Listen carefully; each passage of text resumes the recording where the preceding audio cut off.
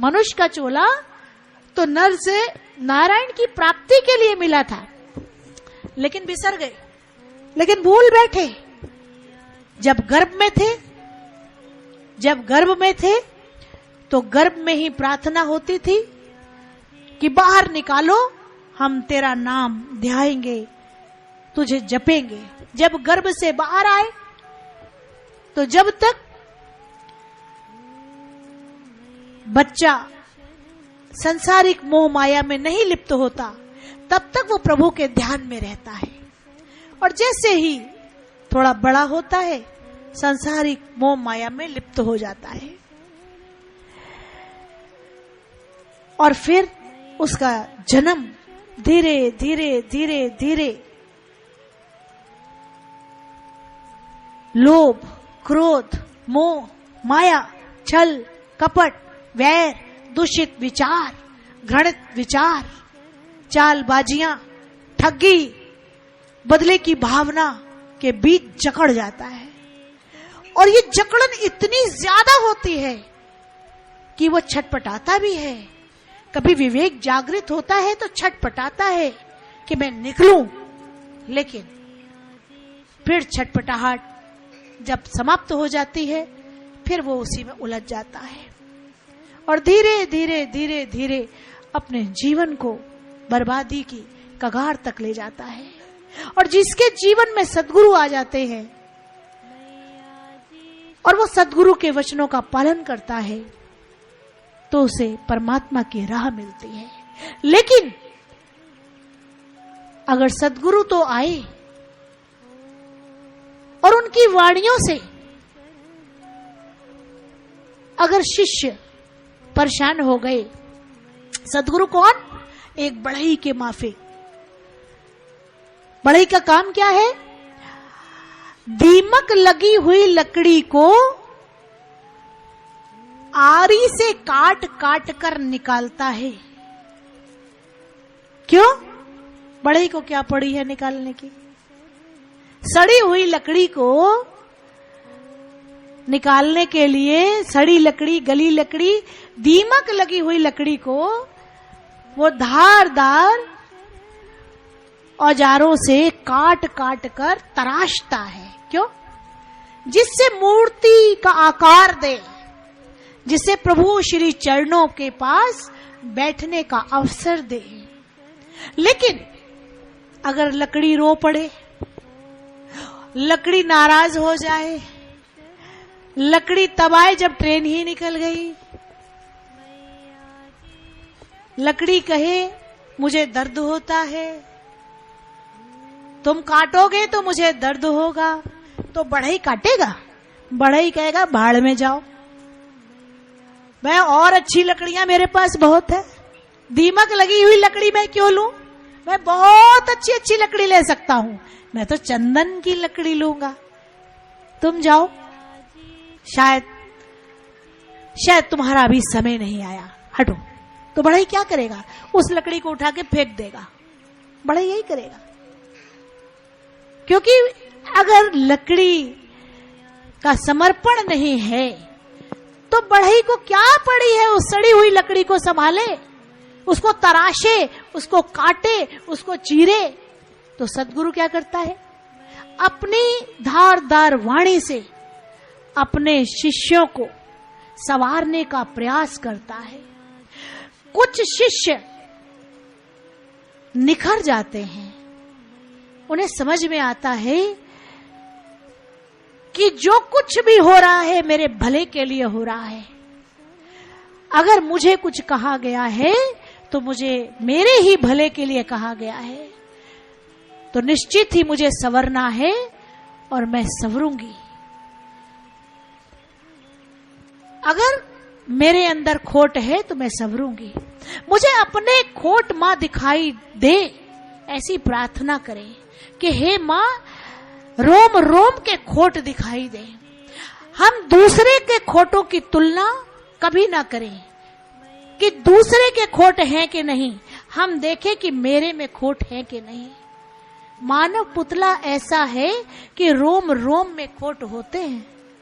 उस रोम रोम के खोटों को निकालने के लिए सतगुरु भरकस प्रयास करता है। लेकिन अगर शिष्य विचलित होता है तो सतगुरु अपना हाथ हमेशा के लिए पीछे कर लेता है।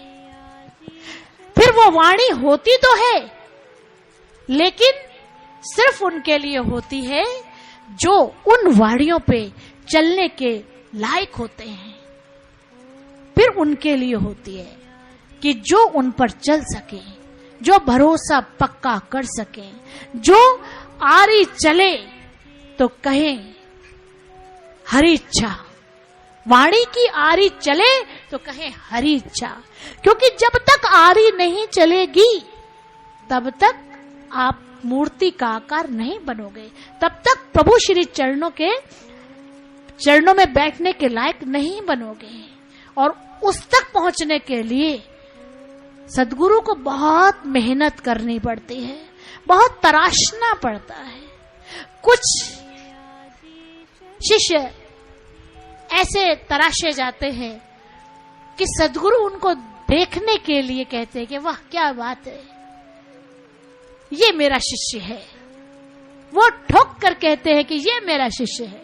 और कुछ शिष्य ऐसे होते हैं, dash dash dash full stop, fill in the blanks भर लेना, अपने आप भर लेना ज्यादा अच्छा है। ये चल रही थी बहेलिए और साधु की बात से ये आगे बातें चली। सच्चा समर्पण, शिष्य का अगर सच्चा समर्पण है, बिल्कुल उस तरह जैसे सोने का समर्पण होता है। अगर सोना रो दे, उसे आग में डाला जाता है, फिर उसे छोटी लोहे की हथौड़ी से तराशा जाता है, छेनी से तराशा जाता है, औजारों से तराशा जाता है। अगर सोना रो दे तो आभूषण कैसे बनेगा? और आभूषण नहीं बनेगा तो परमात्मा के श्री चरणों में, परमात्मा के गले में कैसे सजेगा? आभूषण तो कह रहा है मैं नहीं तप सकता, मुझे आग में मत डालो। तो सुनार क्या कहेगा? भैया तू हट किनारे, मुझे तेरी जरूरत नहीं है। मुझे जरूरी थोड़ी है सोने को तराशना, मैं चांदी को तराश लूंगा। सुनार को तो सब कुछ तराशना आता है। वो हीरे को भी तराशता है, सोने को भी तराशता है, लोहे को भी तराशता है, चांदी को भी तराशता है। सोना रोएगा, वो लोहे को तराश के सोना बना देगा। लोहा रोएगा तो चांदी को तराश के हीरा बना देगा।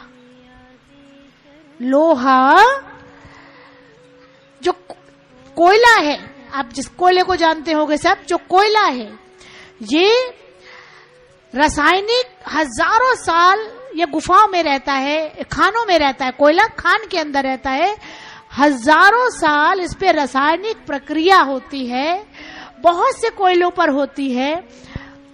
बहुत कोयले के रूप में ही रह जाते हैं, लेकिन कोई एक आध 2 4 10 20 हजार उस खान के कोयले रासायनिक प्रक्रिया से जो गुजरते हैं वो हीरा बन जाते हैं, वो हीरा तुल्य हो जाते हैं। कौन? कोयला। रासायनिक प्रक्रिया तो हो रही है, बहुत से कोयला ही रहे और कुछ कोयले हीरा बन गए। जो हीरा बन गए उनकी कीमत कितनी हो गई? लाखों में। और जो कोयला है वो 2 रुपए 4 रुपए 10 रुपए किलो बिक जाएगा। और उसी कोयले पे रासायनिक प्रक्रिया हो रही है, वो कोयला हीरा बन गया। वो कैसे? लाखों में। तो यहां भी यही हो रहा है, रासायनिक प्रक्रिया सब पर हो रही है, वाणी सबके लिए हो रही है। कोई तो वाणी से तर जाता है और कोई वाणी से डर जाता है। जो डर गया सो dash dash dash full stop fill in the blanks भर लेना, और जो नहीं डरा वो तर गया। जो नहीं डरा वो तर गया। जिसका सच्चा समर्पण है, सोने का सच्चा समर्पण है, तो वो आभूषण बना और प्रभु श्री चरणों में चढ़ा।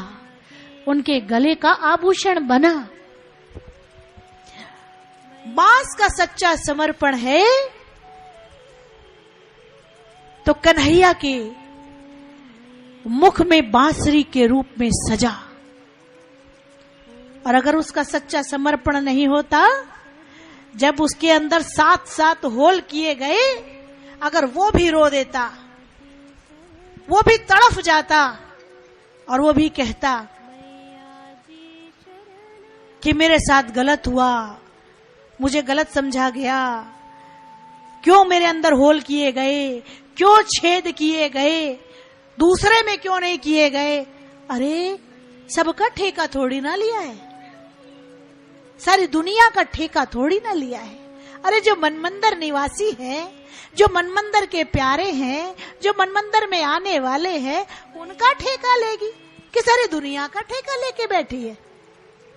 जो इसको प्यार करता है, जो इसको याद करता है, ये उसका ठेका लेगी, सारे जग का ठेका थोड़ी ना है। इस पे भी आपको दृष्टांत सुनाएंगे।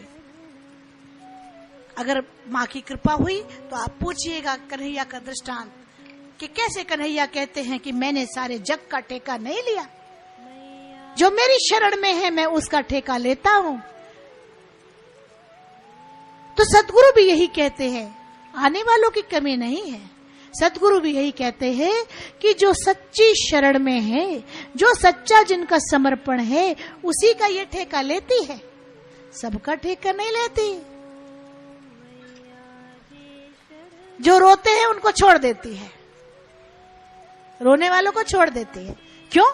क्योंकि नहीं देख सकती उनकी पीड़ा, नहीं देख सकती उनका दर्द कि भाई अभी तुम कच्चे हो, अभी तुम्हें दर्द हो रहा है, तो तुम भैया अभी 2, 4, 10 जन्म और लो।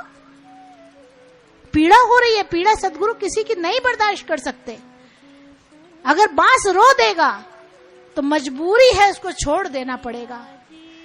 सोना रो पड़ेगा तो आभूषण नहीं बना पाएगा सुनार, क्योंकि उसका रोना नहीं बर्दाश्त होता।